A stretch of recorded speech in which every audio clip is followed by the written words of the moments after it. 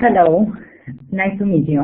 My name is Adina, and I'm very glad to have you here today because it's sharp. I have to start, and I hope you can hear me well. So if you do, please type in the chat box so that I know exactly what I have to do. So my session today is about media literacy because it is something which is really important and it's really interesting for the world we live in today. And first of all, before actually starting the session, I would like to thank our partners. And in this map of the world, you can place your the place you are from.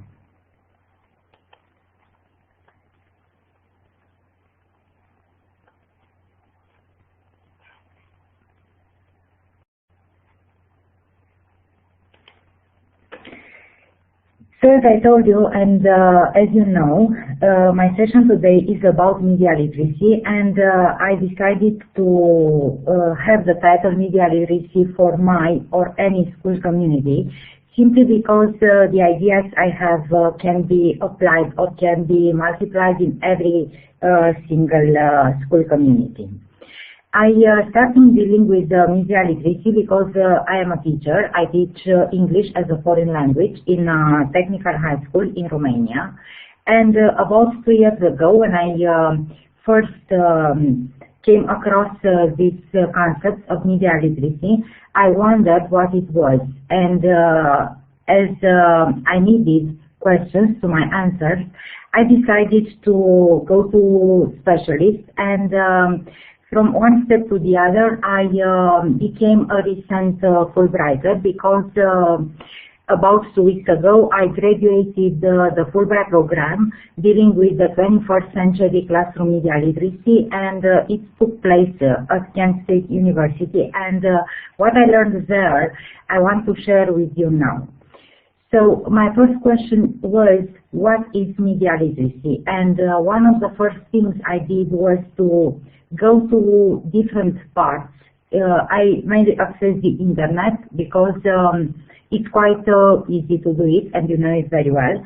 And I came across all kinds of definitions, and from the simplest ones, which could be simply understood by everybody, to the most complex ones, which could be understood only by those who were experts and only by those who knew exactly what the terms meant and how they could have been interpreted.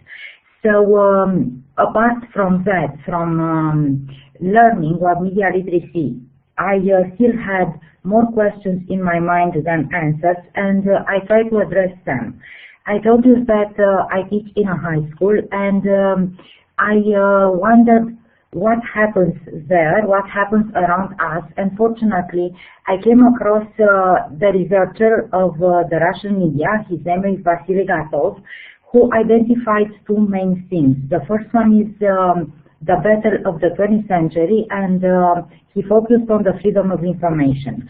I must confess that years ago, before the new current which took place, especially in Eastern Europe, people had to really fight for the freedom of information because they didn't have access to it.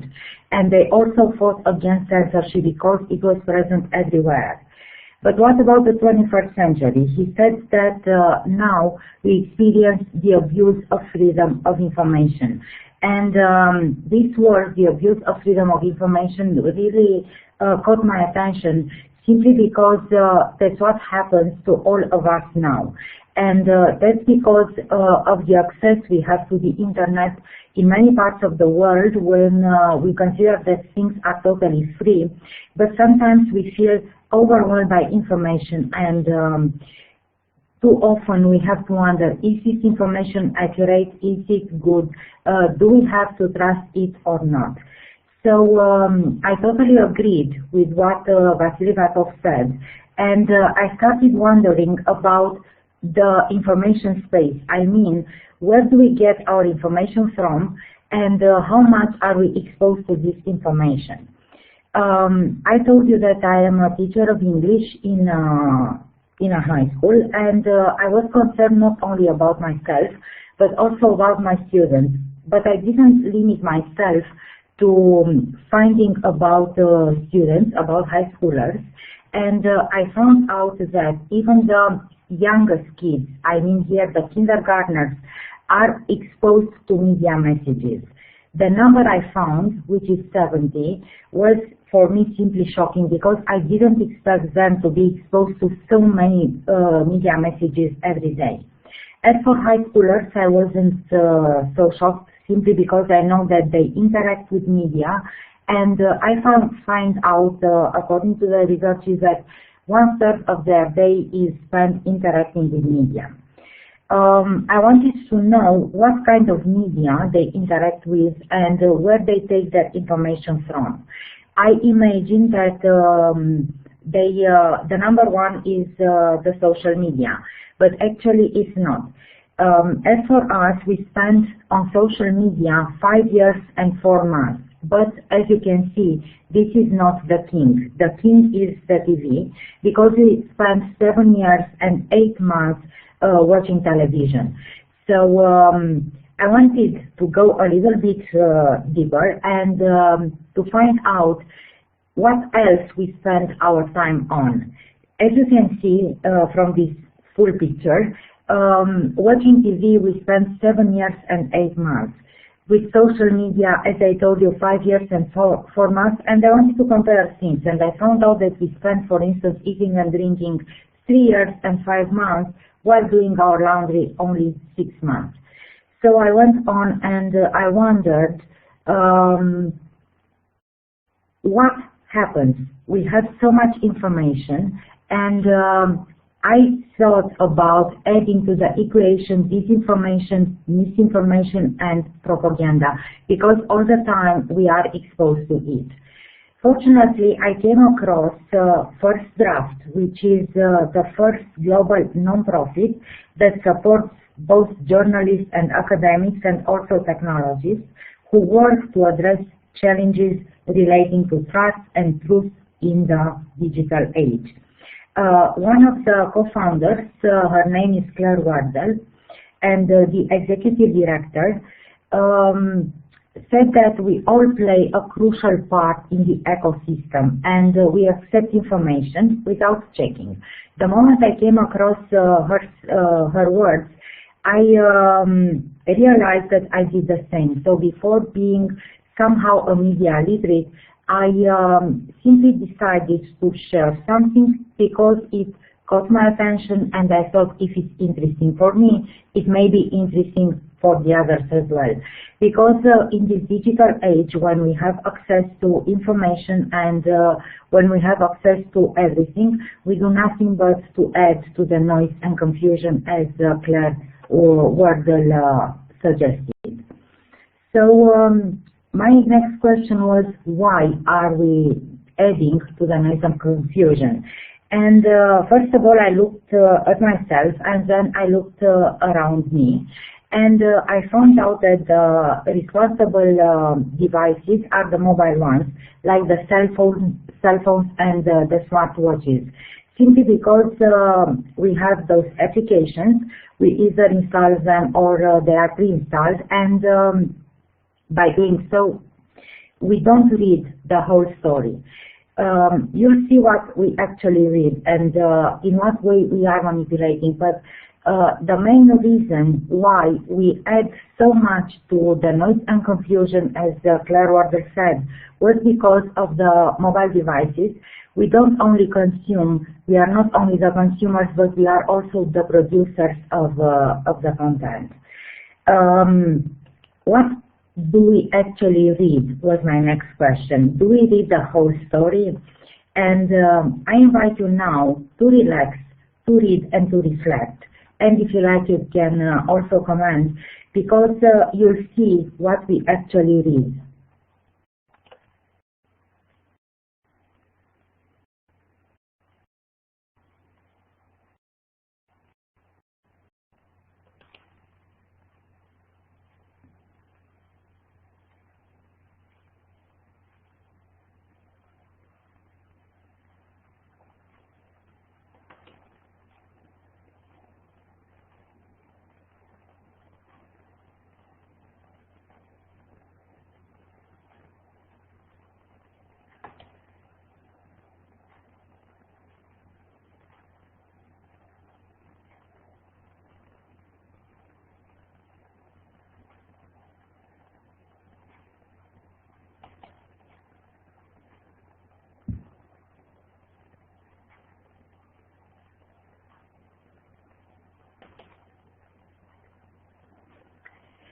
As a matter of fact, what we read are the headlines.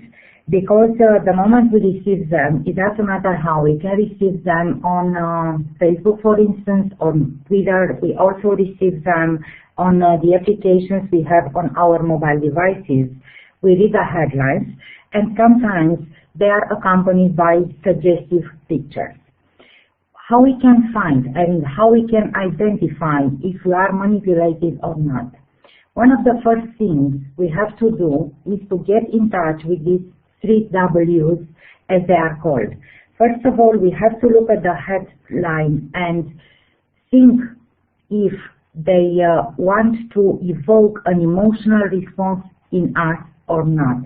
Because in general, these types of headlines have some words, they have some ideas, and they have some, let's say, catchy things, which simply catch our attention and make us respond in an emotional way. It can be anger, it can be terror, it can be compassion.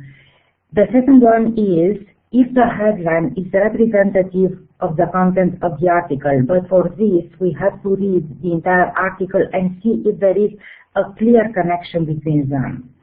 And finally, the next important W is the due intelligence, which one I did to verify this information.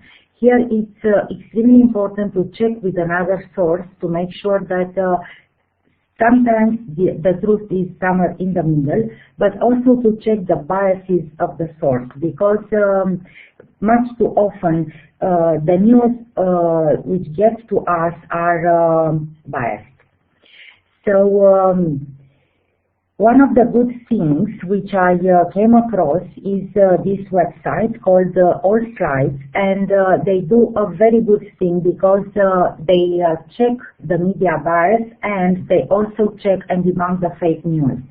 So you can share it with your students, you can use it on a daily basis if you want, because the moment they spot some fake news, they simply tell the truth and they say what is wrong about it. And the next idea was, what type of content are we exposed to, and how are we manipulated? Maybe the least harmful one is the satire or the parody, because they have no intention to cause harm, but it has the potential to fool. And there were cases when people didn't understand that actually it's a parody or it's a satire, it's something satirical, and they took it for granted, and more than this, they decided to share it and consider it to be a very good piece of news. The next one is the false connection between the headlines, the visuals, or the captions, which don't support the content. Sometimes they take a picture or they use a headline with certain words such unbelievable or one of a kind or something unique, and the moment we read the headline and we get deeper into the whole content, we see no clear connection between them. So this is another form of manipulation. They also mislead by the use of information to frame an issue or an individual. And in order to illustrate this, I chose a picture of President Trump, which usually takes the whole news and who usually is on front pages all around the world.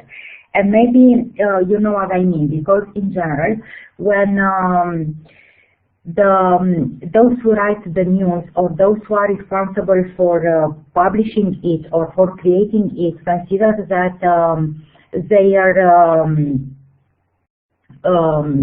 their ideas are similar to the ones the individual presents, they choose a very official and a very good picture. Otherwise, if they don't agree with what is said over there, they simply decide to take a different picture which doesn't illustrate the individual, which in general is a very important person, don't represent it in a very positive way.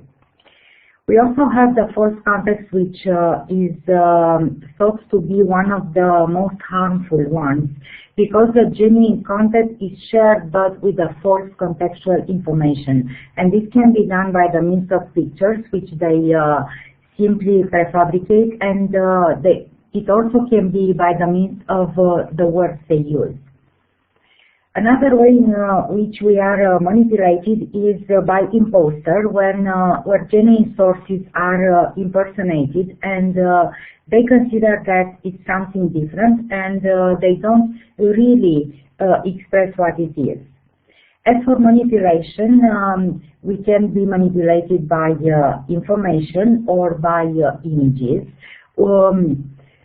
which is taken out of the context, and the genuine, even if it's genuine, it is presented to us in such a way that they can deceive us. And finally, and this is actually the most harmful one, is related to fabricated news, when the content is 100% false in order to deceive and to do harm. Sometimes they take everything out of context, and they don't cite the news, or they can do it in a very simple way by, for instance, spreading something which is no longer available, something which is no longer good for what we live at present. So in the next slide you will see some images, and I will talk a little bit about this one. At first, if we don't look very carefully, we can say that this picture is a real one. Actually, it was taken in Kiev, and it was edited in such a way that somebody could think that it's an attack. It may happen now, or it may illustrate a fake news. So if we know that we are manipulated, we can look very clearly at the reflection of the light in the water. If we don't pay too much attention, our attention is caught by the fire and the big black smoke. But if you pay very much attention to it, we can see that it was altered using a software on a PC or on another mobile device. Because you can see the light of the houses, you can see the reflection of the light in the water, the atmosphere is clean, and then in the park there are some lights. So if something like this would happen, maybe everything would be totally different. As for the next one, here is a parody, but if people don't pay enough attention, they can think this is real, and actually this circulated around the internet a while ago. Another example, and I'm sure you came across them at least once a year, even if they seem to come from a reliable trust like here News 4, they speak about the end of the world, they speak about the asteroids which will hit our Earth and we will all die, and so on. And people who are not very aware and who are not very media literate can decide to share it because they think it's something the others should know as well. Another way they don't make the real connection between what they say and the picture they choose. They can choose pictures from different places, especially from the internet, because it's something handy. They can do it very easily, but they fabricate the content, and of course everything is altered. What can we do next? First of all, we should analyze our own media space. When I say this, I take into account the fact that we are exposed to media in different ways. And if we take some time and we simply count how much time we spend interacting with media, maybe the results will be surprising. When I first analyzed my own media space, I found out that I spent about 7 hours a day simply interacting with media. then we have to recognize our gaps and our lack of skills if we have them. If you are experts, we can recognize these gaps and the lack of skills for our students and know exactly what we have to do in order to fill in these gaps and develop their skills in a positive way. We have to learn how to do it, and if we can do this, we can teach our students and teach all the ones we have at a given moment in our target group. Also to take responsibility and not to contribute to spreading fake news, because I know this is a phenomenon going around, and there are people who are educated, but they simply decide to spread, to distribute, to share everything they read simply because they think, well, it's of interest. They don't think, is it accurate, is it real, am I manipulated in a way? After that, we have to think about the 3 W's, which I presented earlier, and never forget that information is actually a product, so we have to consume it wisely. What is the first step we should do? First of all, I consider that it's essential to know the needs of our community. And when I say community, I mean our school community, that is students and teachers, because we are educators. We will never be able to address their needs unless we know them. And here I wanted to share with you a needs assessment which takes into account different member groups. I said the primary ones are the students in our schools because in general we work with them. Then the secondary ones will be the teachers because it's also essential to teach them, especially if they lack the necessary knowledge. And the key ones, I consider them to be the school administrators, because it's very important to have them there as they can help us. It's very important to identify the problems they have, but also their interests and needs. Because if I know only the problem, but I don't know what they want, I don't know what they need, I can't address their needs and I can't solve the problem. Also, for all of them, for all the categories, to know their potential. What, for instance, for our students, what they are good at, for parents, if they would be willing to help us, and for teachers, also, if they want to be part of the project we want to implement and how. We can do all this in a very simple way. For instance, by having interviews, which can be in a very informal way, or discussions face-to-face. If we want to make things a little bit more formal, we can have a questionnaire or surveys. And I've also considered that having group discussions is very good because people are able to express their opinions. And as long as we have many opinions, we have different points of view. If you look at the last column on my chart, you can read the stakeholder analysis. All these needs assessments, all the questions, we address the primary, the secondary, and the key stakeholders are very important for us to understand what the differences between them are, what they have in common, and how we can address all of them. So this is the first step to identify what the needs in our community are, in our school community, for our students and our teachers, and why not for our students' parents as well. The second step would be to implement a project. I thought about a goal, for instance, to train students and teachers about media literacy. And all this because we have to increase their knowledge about media literacy, to increase their skills, and here I focus mainly on critical thinking, to develop their creativity, and you'll see how, and also to help them be able to convey messages. One of the simplest objectives would be to have sessions for students and teachers, or if you have the courage to design a curriculum unit which you can teach for, let's say, 2 months or 3 months or the entire school year.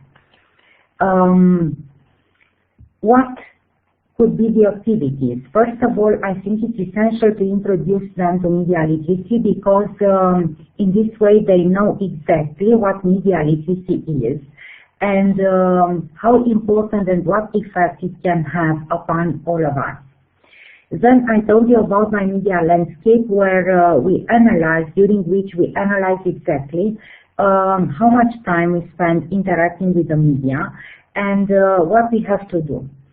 It's also essential to have an introduction to propaganda, to fake news, and to make them perceive the difference between misinformation and disinformation. To make them understand that the moment we speak about misinformation is something that we do because of a mistake, while if we opt for disinformation is something we do on purpose, and this has very negative effects. It's also important to introduce them to stereotypes, and maybe if you can think of an example when we listen, for instance, to a news report or simply to the news on radio, or we watch them on TV, or we simply read them, much too often we come across stereotypes like all women like something, or all women, all men need something. I consider that it's very important for us to teach our students about stereotypes and how they can affect our way of thinking. All this can be done by discussions in a formal or in a less formal way. And I told you that one of the objectives is to develop creativity.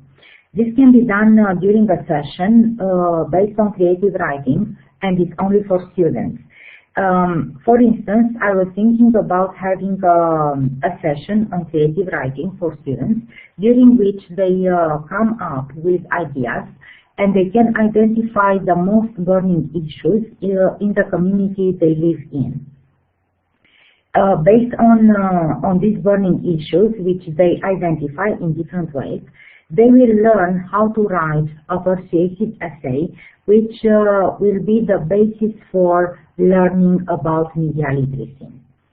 As for teachers, because we should not leave them apart, maybe teaching them about web quests would be a good idea, simply because this is a very useful tool if you know about it. If you don't know, I'll tell you a little things about it.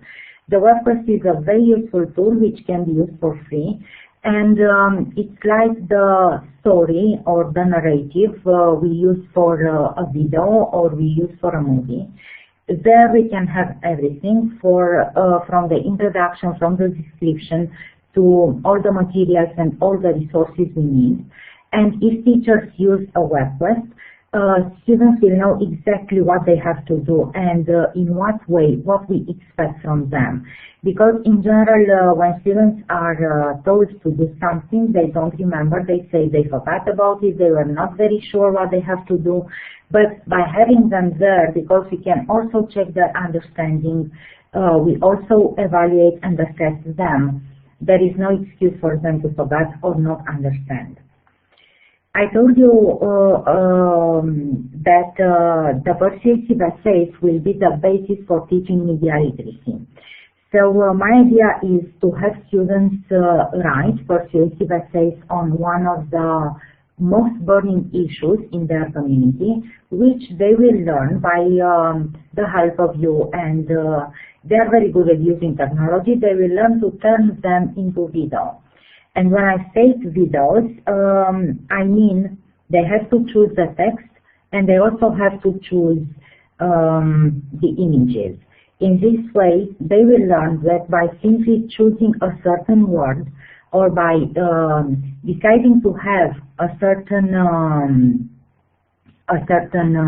image, they can totally change and they can totally alter the content of the video, and the impact on the others watching it can be totally different.